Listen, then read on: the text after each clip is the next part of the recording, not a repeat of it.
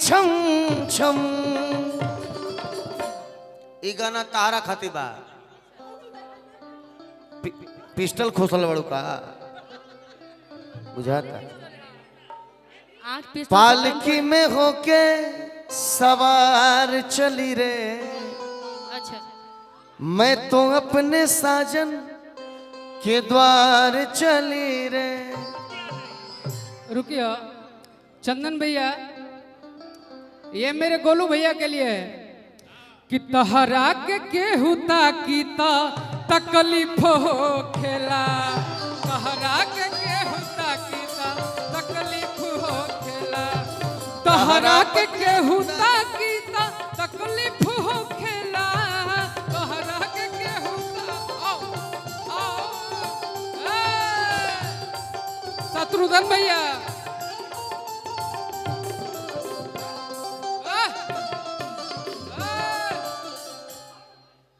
तहरा के केहुता कीता अरे तकलीफ हो खेला।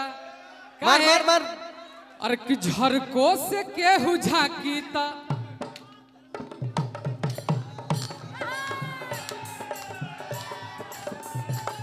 तहरा के केहुता कीता तकलीफ हो खेला।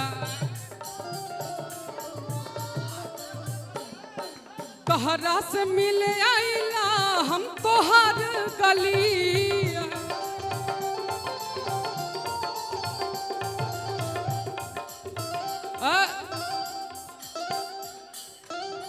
अरे अतनो पकेहू डांटीता अरे तकलीफ हो खेला। मेरे आरोप भैया तहरा पकेहूता की तकलीफ हो खेला।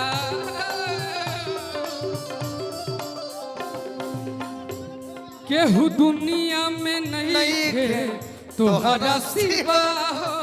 तोहरा सिवा प्यार में नहीं खिगोरी हम बेवफा हो। चाहे बतिया तू माना चाहे मत माना हो। मत माना हो प्यार में नहीं खिगोरी हम बेवफा।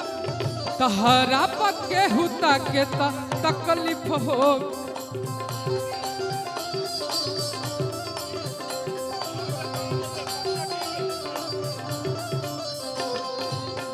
हाँ साला भूलवा दलस का उतर भूलवा दल। थोड़ा सा मंच पर मैं भैया आप भी बैठ जाए, सब लोग बैठ जाए। सबको अपने बता हम के करे शायरी बोल खाए में। ना ना ना ना शायरी बोले के पागल पागल।